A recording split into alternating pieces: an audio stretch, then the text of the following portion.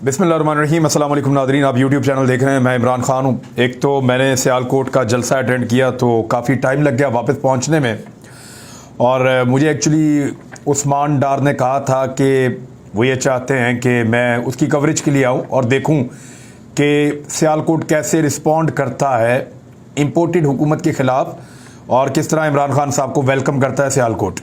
ये बात उन्होंने 2 दिन पहले कही थी और मैंने उनसे कहा था जी मैं वादा नहीं करता, कोशिश करूँगा, लेकिन जो कुछ भी सारा दिन हमने कल देखा सियालकोट में होता रहा, जैसे इन लोगों को गिरफ्तार किया गया, इन लोगों का जलसागाह तबाह कर दी गई और फिर 3 घंटों के अंदर इन्होंने एक नई जगह के ऊपर जलसा शुरू किया जिसके बारे में कोई किसी बैनर पे नहीं लिखा था, किसी पोस्टर पे नहीं लिखा था, सिर्फ व्हाट्सएप मैसेजेस के जरिए लोगों को बताया गया कि फ़लाँ जगह पे है तो आप वहाँ पे जलसागाह में पहुँचे। किसी ने टीवी चैनल से देखा तो 3 घंटे के अंदर पाकिस्तान की तारीख में पहली मरतबा इस तरीके से एक जलसा किया गया है। ये तारीखी बात है। मैं आपको बताता हूं मैंने वहां क्या देखा। एक तो जलसागाह के मनाज़िर तो आपने देख लिए हैं, ये कुछ मैंने अपने मोबाइल फ़ोन से भी बनाए हैं, ये भी आप मेरे आंखों में देख लें। अब इतनी बड़ी तादाद में लोग हैं कि बीच में किसी और आदमी के खड़े होने की जगह नहीं है, इतना फंस कर लोग खड़े हुए हैं और बहुत बड़ा मैदान है जो पूरा भर चुका था। लेकिन पाकिस्तान तहरीक इंसाफ इससे कई गुना बड़ा मैदान भरना चाहती थी, लेकिन वो मैदान उनको नहीं दिया गया। पूरी कहानी मैंने आपको पिछले व्लॉग में बताई है, वो आप जाकर वहां देख सकते हैं कि साजिश कैसे बनाई गई और एक्चुअली उस साजिश में करना क्या चाह रहे थे, इसको एक मजहबी रंग देना चाह रहे थे। लेकिन चले उस व्लॉग को आप देखेंगे, आपको समझ आ जाएगी। लोगों की तादाद के बारे में मैं आपको बता देता हूं कि ये मैं कैंट वाले रास्ते से गया था क्योंकि मकामी सहाफ़ी कुछ मेरे दोस्त हैं, उनसे मैंने कहा कि मुझे रस्तों की समझ नहीं आ रही और कुछ रास्ते सुना है बंद है, तो उन्होंने कहा जी हम आपको ले जाएंगे तो कैंट वाले रास्ते से आ जाएं आप।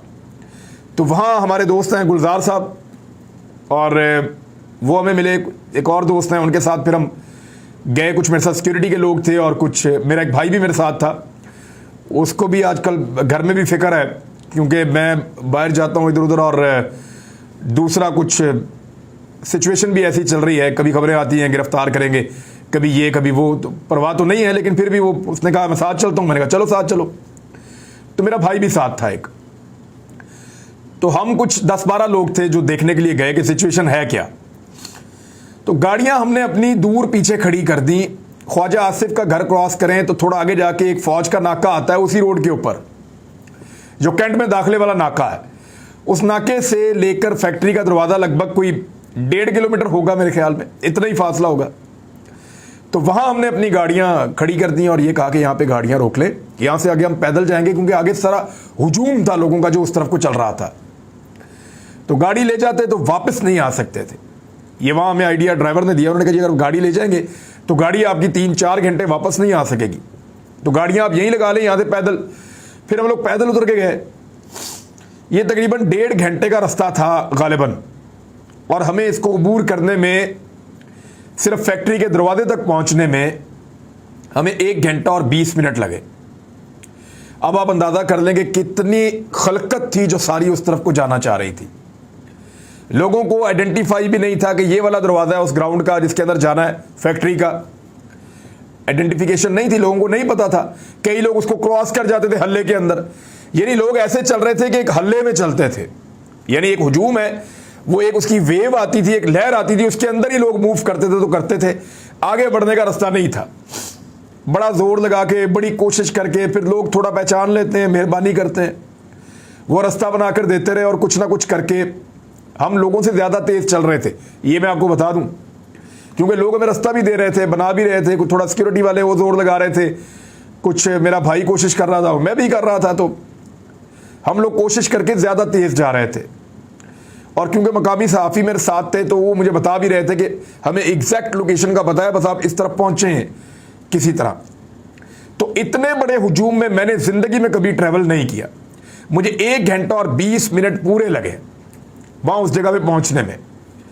और दरवाजे के पास पहुँचने के बाद फैक्ट्री के जब अंदर हम दाखिल हुए तो हमें लगा कि काम हो गया है, लेकिन वहाँ से लेकर स्टेज तक पहुँचने में हमें दोबारा 20 मिनट लगे। हालांकि हमने वो रास्ता इख्तियार किया जहाँ पे रश बहुत कम था, और क्योंकि मैंने इनसे रब्ता किया था तो इनकी पार्टी का एक आदमी वहाँ पे दरवाजे पे था जो हमें पीटीआई वाला वहाँ तक लेकर गया। तो वहां जाते जाते 20 मिनट लग गए हमें स्टेज पे पहुंचते पहुंचते। वहां जाकर जब हमने देखा तो सामने वो मनाजिर तो आपने देखे हैं, या फिर देख लें कितनी बड़ी तादाद में लोग हैं। लेकिन मैं आपको क्लियरली ये बताऊं कि जितने लोग अंदर मौजूद थे ये बहुत बड़ी तादाद थी। तो इसमें मैं आपको बताऊं कि कोई शक नहीं हमें हुआ, बल्कि मैंने बाद में जो मेरे साथ साथी थे उनसे भी पूछा कि आपके ख्याल में कितने लोग हैं बाहर और कितने अंदर हैं। तो हमारा कंसेंसस ये था कि 10 गुना लोग जलसागाह से बाहर थे। यानी मैंने इंसानों की खलकत की इतनी बड़ी मूवमेंट इस तरह एक डबल रोड के ऊपर, यानी ये डबल रोड था, बहुत बड़ा रोड था, इसके ऊपर इस तरह खलकत को किसी तरफ मूव करते हुए जिंदगी में नहीं देखा। मैंने कोई बस नहीं देखी जिसमें लोगों को भर कर लाया गया हो, वैगनें नहीं देखी जिनके अंदर लोगों को भर कर लाया गया हो।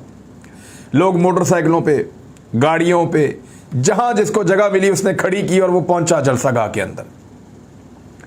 मोटरसाइकिलें तो लोगों ने ऐसे फेंकी हुई थी जैसे लावारिस हैं, परवाह ही नहीं किसी को। वहां पे छोड़ी मोटरसाइकिल, जो लॉक था लगाया नहीं था, सीधा गए जलसेगाह के अंदर। इस तरीके से लोगों ने जलसे को अटेंड किया है, इस जोश और जज्बे के साथ। यानी पाकिस्तान तहरीक इंसाफ का आधे से ज्यादा काम हमजा शहबाज और मरियम नवाज की इस गलती ने कर दिया है।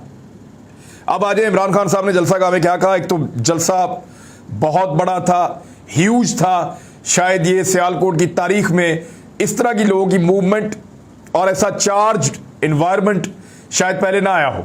इमरान खान साहब ने तो यहाँ स्टेडियम में भी जलसा किया है। बहुत बड़े जलसे, रिकॉर्ड जलसे इमरान खान के ही हैं इस शहर के अंदर। लेकिन इसके बावजूद ये जो जलसा था और जलसेगाह के बाहर जिस तरह लोग थे और जो आना चाह रहे थे, जिनको जगह नहीं मिल रही थी, दरवाजे तक पैक हो गए थे, उनको अगर सबको मिला ले तो ये सियालकोट की तारीख का सबसे बड़ा एक हुजूम था जो इमरान खान को सुनने के लिए जाना चाहता था। ऑडियो का प्रॉब्लम आ रहा था क्योंकि 2 दिन पुराने इंतजाम सारे तबाह कर दिए थे। ना उनका साउंड सिस्टम प्रॉपर काम कर रहा था, ना उनका लाइटिंग प्रॉपर काम कर रही थी, ना उनको स्टेज प्रॉपर बनाने का मौका मिला। लिहाजा जैसे तैसे करके उन्होंने 3 घंटे के अंदर ये रिकॉर्ड जलसा कर दिया और सियालकोट वालों ने इमरान खान पे मुकम्मल भरोसे का इजहार किया है, इजहार यकजहती किया है। और सियालकोट भी इमरान खान को गिफ्ट कर दिया आज हमजा शहबाज ने, अपनी गलती से और अपनी नफरत से मरियम नवाज ने सियालकोट भी दे दिया इमरान खान को।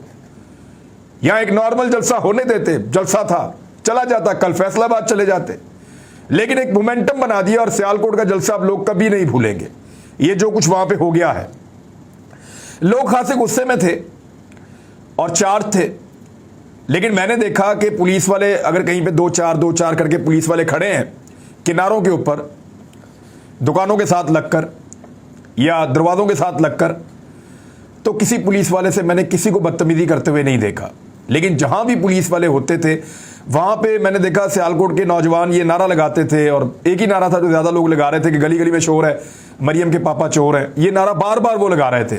अनफॉर्चुनेट है लेकिन यही नारा लग रहा था। ख्वाजा आसिफ के घर के बाहर पुलिस बैठी हुई थी, वहां पे भी पुलिस को देखकर नौजवान यही नारे लगा रहे थे कि गली गली में शोर है, मरियम के पापा चोर हैं। अब ये नारा वहां पे लग रहा था बार बार और जलसागाह तक यही चल रहा था। तो पुलिस के करीब सिर्फ इतना ही रद्द अमल था, लोग कुछ जोर जबरदस्ती नहीं कर रहे थे। पुलिस ने सुबह बेशक ज्यादती की हो, लेकिन लोगों ने पुलिस को रिस्पॉन्ड उस तरह से नहीं किया क्योंकि क्राउड जो है वो बड़ा पीसफुल था। अब आ जाए, इमरान खान साहब ने कहा क्या, वो बहुत इंपॉर्टेंट है।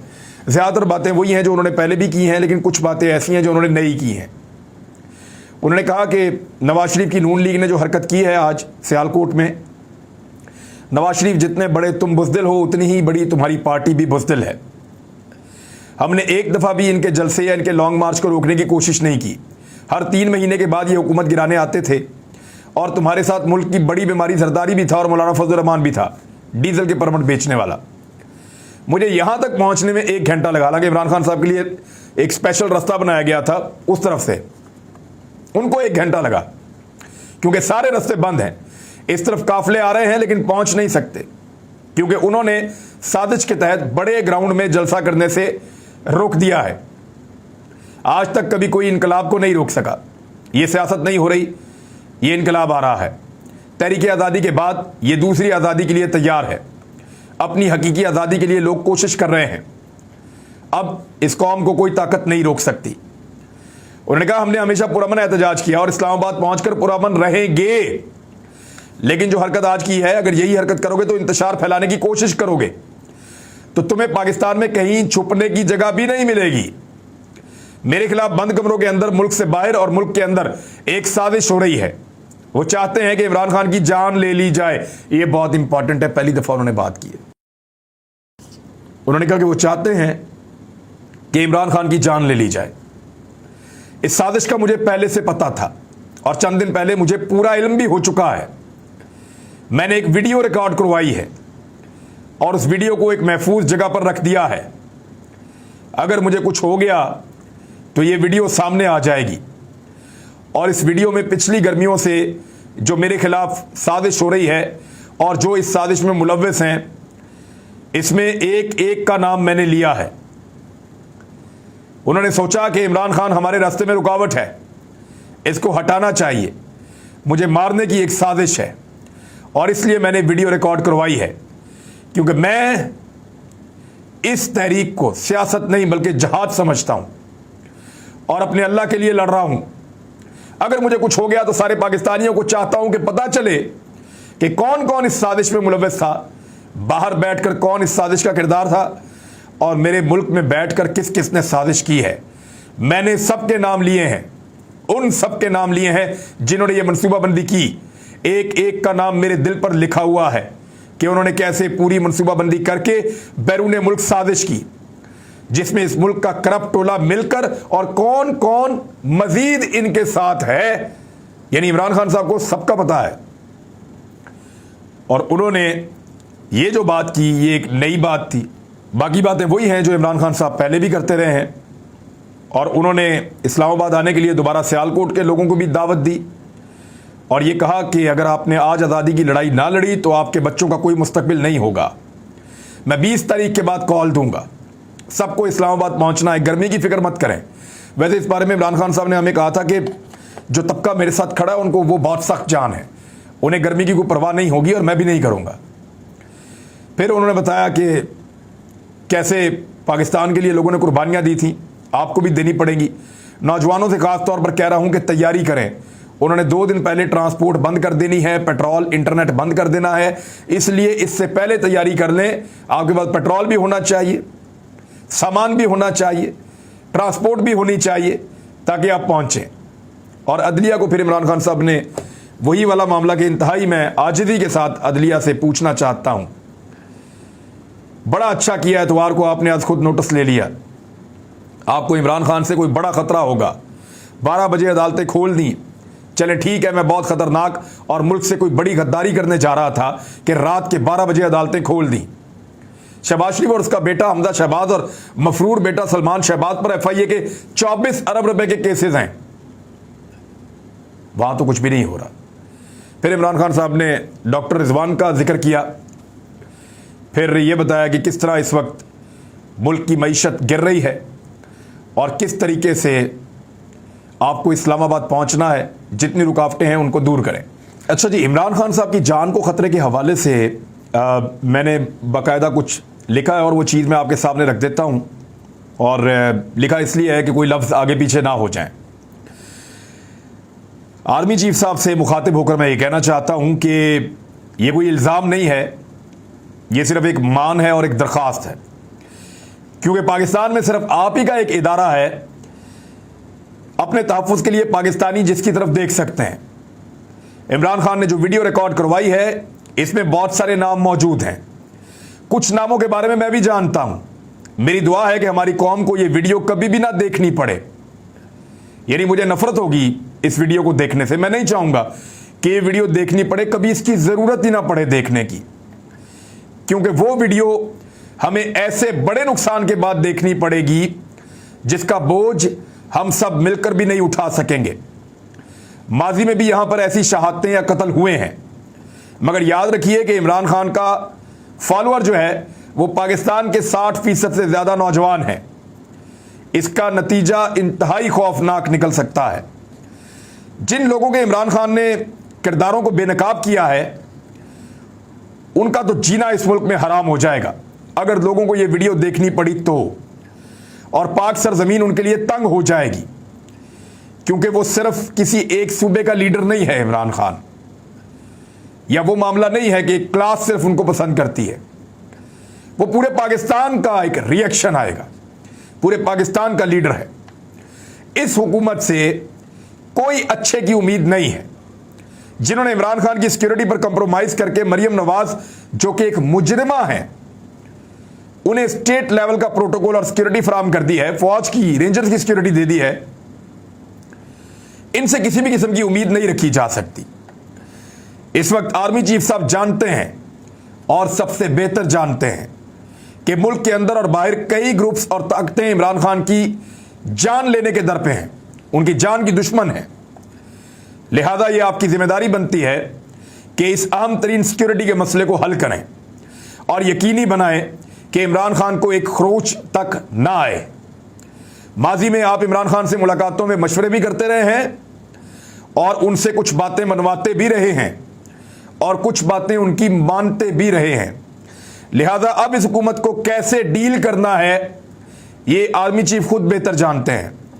इमरान खान की सिक्योरिटी को कैसे वापस लाना है और उन्हें कैसे मुकम्मल तहफ़्फ़ुज़ देना है, ये मुल्क तो हमेशा सलामत रहेगा, मगर इस मुल्क के ऊपर जिन लोगों ने कब्जा किया है उनकी खैर नहीं है। मैं एक और बात कहना चाहता हूं कि आर्मी चीफ याद रखें कि इमरान खान तब तक बाहर निकलते रहेंगे जब तक उन्हें इलेक्शन नहीं मिल जाता, और ये सब जानते हैं कि वो आदमी हार नहीं मानता, क्योंकि इमरान खान इसको एक बैरूनी साजिश करार दे चुके हैं। तो उन्होंने अपने लिए भी वापसी के दरवाजे बंद कर लिए हैं और अब उनके पास एहतजाज और दबाव बढ़ाने के अलावा कोई और रास्ता नहीं बचा है। तो जितनी जल्दी आप इलेक्शन करवाएंगे उतनी जल्दी इमरान खान की तहरीक ख़त्म हो जाएगी और उनकी जान का ख़तरा भी जो है वो कम हो जाएगा। लिहाजा डिपेंड करता है कि पाकिस्तान के मुख्तदर हल्के, ताकतवर हल्के कब तक पाकिस्तान में इलेक्शन करवा पाएंगे। अब तक के लिए इतना ही। अपना ख्याल रखिएगा, अपने इस चैनल का भी। अल्लाह हाफिज़।